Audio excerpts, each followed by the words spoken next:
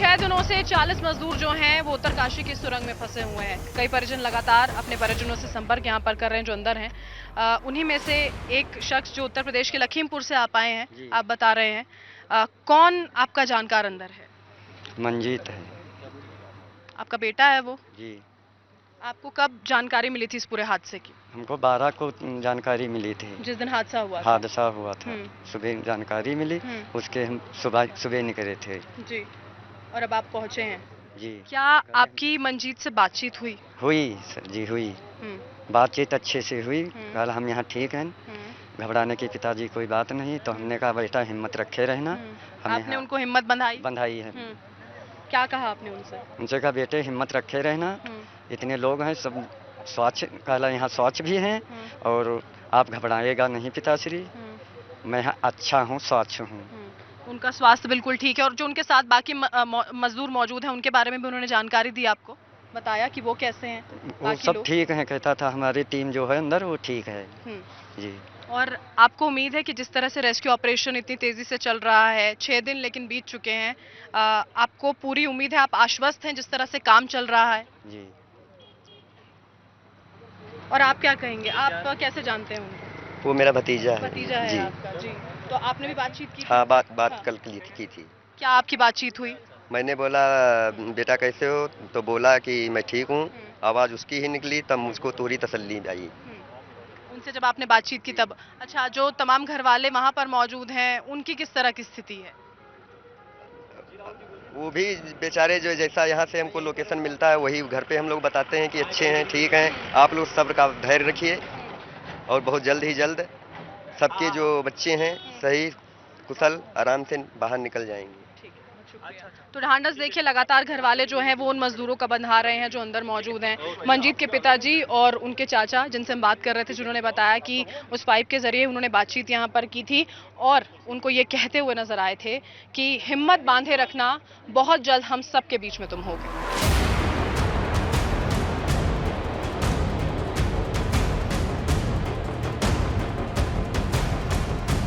कि एसपी जो हैं वो भी इस वक्त मौके पर मौजूद हैं, उनसे भी हम बात करने की कोशिश करेंगे कि आखिर जो काम है वो किस तरह से यहाँ पर जारी है।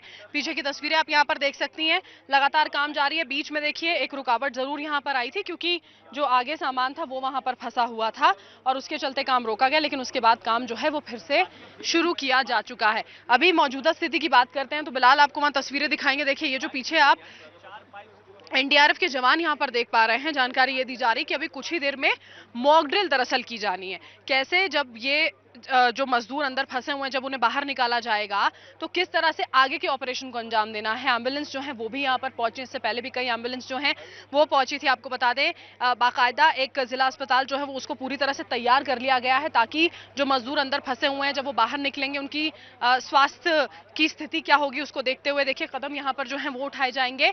और अगर किसी की ज्यादा तबीयत बिगड़ती है, ऐसा ना हो, हम यही प्रार्थना करेंगे, तो हो सकता है उनको एयरलिफ्ट भी यहाँ पर करना पड़े। अभी जो एसपी हैं वो यहाँ पर हैं, कोशिश हमारी ओर से की जाएगी बात करने की ताकि हम ये समझ सकें कि वाकई में आगे अब जो आगे के कदम है वो कैसे उठाए जाएंगे।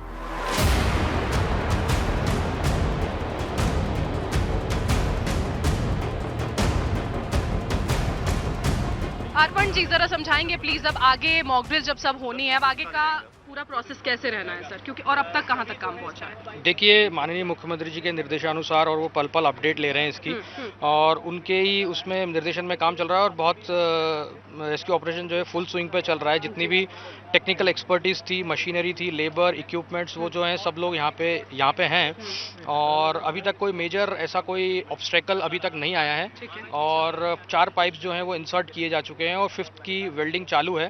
तो अभी कोई मेजर कोई ऐसा कोई ऑब्स्ट्रेकल नहीं है और मुझे लगता है कि इसको हम जल्दी हम रैप कर देंगे इसको। अर्पण जी बहुत हमने हलचल इस बीच में यहाँ पर देखी है, एम्बुलेंसेस का पहुंचना जारी है, एनडीआरएफ की टीम जो है अब वो काफी एक्टिव नजर आ रही हैं। हाँ, मैं वही कह रहा हूँ आपको कि अब ये जो एक बार जब हमारी वो एस्केप टनल बन जाएगी तो उसके बाद का आफ्टर क्या करना है उसके लिए हम तैयारी कर रहे हैं। हमारी मॉक ड्रिल चाली है। अभी हम एनडीआरएफ एसडीआरएफ की जो टुकड़ियों की टीम बना रहे हैं कि वो कहाँ तक लेके आएगी और पुलिस फायर सर्विस का क्या काम होगा, मेडिकल टीम्स कहाँ पे एस्टैब्लिश होंगी, उनको कहाँ पे फर्स्ट एड देना है और अगर कोई सीरियस है या कोई कोई ऐसी कोई जिसकी ज़रूरत है तो उसको कहाँ पे लेके जाना है, उसके लिए हम अभी प्लानिंग कर रहे हैं। हमारी मॉक ड्रिल अभी चालू हो गई है अभी। अगर किसी का स्वास्थ्य ऐसा ना हो, सब स्वस्थ रहें, अगर बिगड़ता है तो उसके लिए भी पूरी तैयारी मतलब कर ली देखिए, मैं भगवान से प्रार्थना बिल्कुल। करता हूँ कि सभी लोग स्वस्थ रहें, एकदम safe and sound, hello and hearty रहें। बट अगर भगवान न करे किसी की कोई ऐसी कोई ज़रूरत होगी तो as per is medical condition हम उसको बेस्ट पॉसिबल ट्रीटमेंट जहाँ भी मिल सकता है वहाँ पे हम उनको लेके जाएंगे।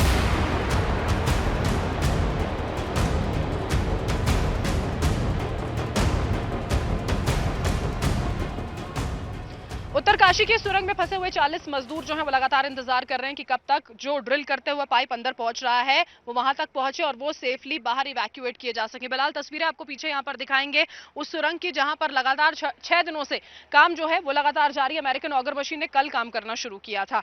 उम्मीद ये की जा रही थी कि 1 घंटे के अंदर ये मशीन जो है 5 मीटर मलबा जो है वो बाहर निकालेगी और उसके बाद पाइप्स को लगातार अंदर पुश करते हुए आगे बढ़ा जाएगा। लेकिन पिछले 24 घंटों से ज्यादा का वक्त बीत गया है और अभी तक जो जानकारी यहां पर साझा की गई है अधिकारियों की ओर से, उनके मुताबिक महज 24 मीटर पाइप जो है वो अंदर जा पाया। सवाल इस बात को लेकर है कि आखिर ये गति, ये स्पीड इतनी स्लो क्यों है। जब यहां पर ब्रीफिंग वो दे रहे थे तो उनकी ओर से ये बताया गया, आपको बता दें, जो डायरेक्टर हैं NHIDCL के अंशु मनीष, उन्होंने ये बताया 24 मीटर पाइप अंदर गया। उनसे ये पूछा गया था कि आखिर जो उम्मीद ये पहले की जा रही थी कि 1 घंटे में 5 मीटर का मलबा हट जाएगा, ऐसा क्यों नहीं हो पा रहा है। तो उन्होंने बताया कि ये सब तमाम टेक्निकल इश्यूज हैं। जो मशीन अंदर काम कर रही है, डीजल के जरिए काम कर रही है, वेंटिंग का स्पेस उसको चाहिए, लगातार आवाज अगर आप यहां पर सुन पा रहे होंगे तो ये उसी मशीन की आवाज वो बता रहे थे। और इसी के अलावा उन्होंने ये बताया कि इस मशीन के काम करने के साथ साथ में अंदर जो वाइब्रेशंस हो रही हैं वो अपने आप में और परेशानी भी खड़ी कर सकती है। तो इसी वजह से स्लोली ग्रेजुअली इस पूरे ऑपरेशन को आगे बढ़ाया जा रहा है ताकि ये जो परेशानियां यहाँ पर, जिस परेशानी में 40 मजदूर फंसे हुए हैं, वो परेशानियां और ज्यादा ना बढ़ जाएं। इसीलिए धीरे धीरे कर इस ऑपरेशन को आगे बढ़ाया जा रहा है। बीच में हमने ये भी आपको बताया था कि कुछ देर के लिए ऑपरेशन को रोकना पड़ा था और उसके बाद फिर से ऑपरेशन शुरू हुआ है। अभी सर्वे टीम्स पहुंची हैं, उनको लेकर सवाल खड़े हो रहे हैं। इसी बीच में ये भी जानकारी सामने आई है कि इंदौर से भी बाकायदा एक मशीनरी को एयरलिफ्ट किया जाना है। जब इस पर सवाल किए गए कि आखिर क्यों एक और मशीनरी की जरूरत यहां पर पड़ रही है, क्या अमेरिकन ऑगर मशीन ढंग से काम नहीं कर पा रही है, ठीक से काम को अंजाम नहीं दे पा रही, तो उन्होंने कहा कि ये महज एक वैकल्पिक व्यवस्था है, उससे ज्यादा कुछ नहीं। हमें अपने सारे ऑप्शन यहां पर खुले रखने पड़ेंगे और इसी वजह से ये कदम उठाया जा रहा है। अब जब 24 मीटर 24 घंटे में ये पूरी की पूरी मशीन ड्रिल की गई है तो आप आगे सोचिए अभी कई मीटर का फासला जो है वो यहाँ पर बाकी है जो तय करना है। तो अभी कुछ और घंटों का समय यहाँ पर लगने वाला है, यानी कि हमें कल तक का हो सकता है और इंतजार करना हो। और अगर डिस्टेंस की बात करते हैं तो अधिकारियों की ओर से यह भी बताया जा रहा है कि यूं तो 24 मीटर के बाद आप 30 से 40 मीटर का और फासला यहाँ पर समझ लीजिए, लेकिन हो सकता है कि जहां पर मजदूर मौजूद हैं, जो मलबा बीच में है उसका डिस्टेंस शायद इतना प्रॉपरली भी यहाँ पर नहीं आका गया हो, तो हो सकता है वो ब्रेक थ्रू और जल्दी मिल सके। उम्मीद यहाँ पर यही की जा रही है कि वो मजदूर जो हैं वो जल्द से जल्द बाहर आ जाएंगे और सुरक्षित यहाँ पर मौजूद होंगे।